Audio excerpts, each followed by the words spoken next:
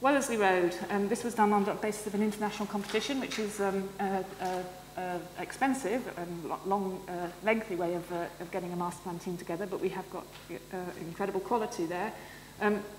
This is much more of a transport approach, really. So the partners are, as it shows there, much more about the council and TfL itself. And in a sense, we've done some early thinking, and we're now on a bit more of a slow burn, because you can't start with the transport. The transport grid is really important, but you've got to understand how it's going to work and who you want to work it for and how it's going to work around it.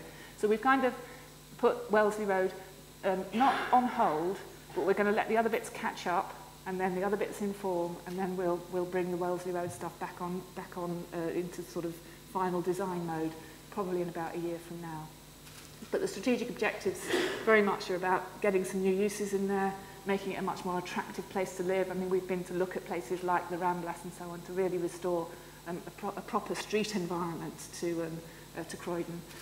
Will cost a lot of money, but we need to change that urban motorway feel and get a real sort of exemplary urban space going through the middle of our city. Phase 1, the bit we're looking at around Queen's Gardens, which is the setting to the town hall. We can do it as phase 1 because we own it, so we can start off at that end, and then, as I say, gradually work back as we know how the other bits link. So just some early ideas. College Green, again, this is a bit more of a slow burn. We've got Make and Jan Gale working with us on that one. Again, the stakeholder group is very much the people who own the land, who will be responsible for making the difference if we can. Transport for London again. We're looking very much at trying to create an environment with mixed uses. Again, there's a big residential element. What we're really trying to do is we reckon there's a capacity for 10,000 units of housing in Croydon. And we need to be very, very careful about how we do that. We are not going to do a Leeds. We're not going to just build 1 and 2 bedroom flats to be sold or not sold as investment properties. This has to be a place that families come and live in. And that's quite tricky in a metropolitan centre. You've got to create the spaces also for the schools, the places for children to play, roof gardens, links to parks and so on. But some of these sites, like College Green, are the real opportunity for us to do that. And a vision, again, of how it might look to mend that particular element of our city. And Fairfield Hall's at the centre of it. We're doing a cultural venue option study. We need, it was a jewel, it has the potential to be a real jewel again. We just have to find a way that it is going to be relevant as a concert hall, as a venue, as a performance venue, and relevant to the needs of Croydon today. And Mid-Croydon, this is in a sense the biggest challenge of the lot. It's the one we were talking to the Mayor about this morning. We need to get a much higher quality environment in there. It's a real opportunity again to build in housing and make it, at the moment, you saw some of the photographs earlier on, the urban realm, the experience of walking around there is worse than depressing. It's actually frightening in the middle of the city centre. And of course, when the people that work there have gone home, it is a very, very fierce environment. We link it all together with the transport strategy, very important. I won't dwell on it, but if the transport doesn't work, then we won't have succeeded. But we're not starting with the transport. The transport has got to make the rest of it work, not drive. That's, and I mean drive in Croydon, the renewal of the city. And we're also, because we've got to give Croydon a unique selling point, we've got to give people a reason for investing in Croydon. We're going for a high sustainability factor. So we're looking at a low carbon offer through a district energy scheme. We're looking very quietly at some of the opportunities around things like bringing in a vacuum waste system and looking at a waste to energy solution for the town centre, bespoke for the town centre. We're looking at the ways in which we could phase it, linked to the master planning, linked to the different zones. We think we can make the cash flow work. Importantly, the council will start this investment off with our own new council headquarters building, which is going on site next month. That will have the first element of the decentralised energy system. And just some slides on how it would work. And one of the great advantages of Croydon, being built in the 1960s, is it's got some vast underground spaces, whether they're car parks or underpasses or culverted rivers or all sorts of unspeakable things.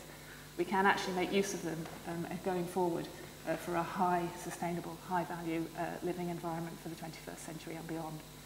And the joined-up delivery of the public realm, we're thinking about this now. No way are we going to go in later and think that you do the public realm by putting in some coordinated lampposts and a few nice bins and some finger posts.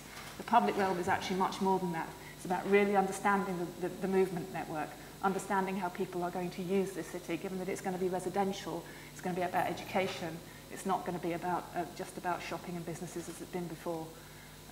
Looking at concentrating on the spaces that we will be able to create now and working from those spaces outwards and getting some priority projects going first, not putting them in as an afterthought. We've got to make people feel good about Croydon now, not what it might look like in a vision in 25 years' time. They've got to feel good about it now if they're going to come and invest, or in the case of some of our big businesses, if they're going to stay and trust us to get it right next time.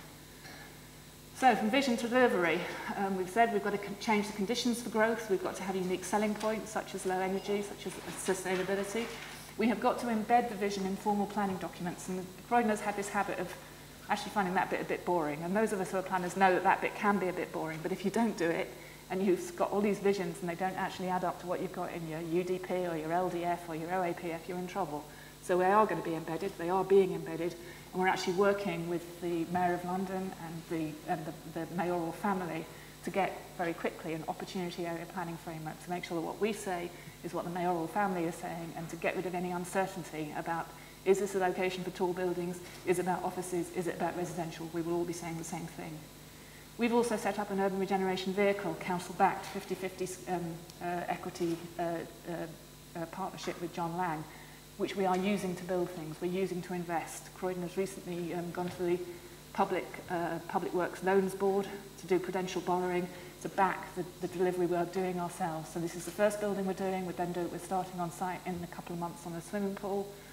We are looking at doing quite a lot of housing development. We've built about 100 homes so far. We'll be doing more family-sized homes. We're going to do it as well, because somebody has to come and start the ball rolling in Croydon, and it's not going to be the private sector, not by itself. So we've got the urban regeneration vehicle. We're very much making the most of our location. We're only 15 minutes from central London. We're about 20 minutes from Gatwick.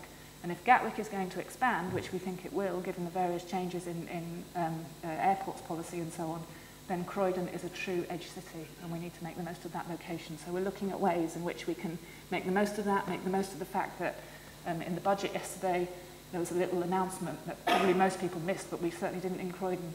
They want the civil service to move out of London, except Croydon. They're allowed to come to Croydon. Well, hey, if your choice was between Bradford and Croydon, even you might go to Croydon. So we're going to be working on that one.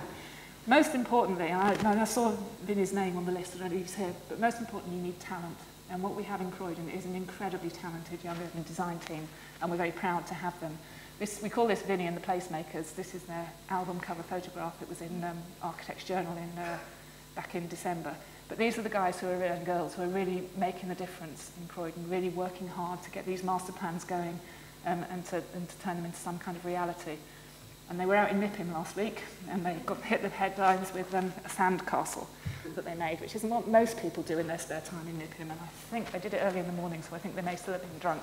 But we're not building on sand, but I think that says a lot about the talented team that are working on it for us.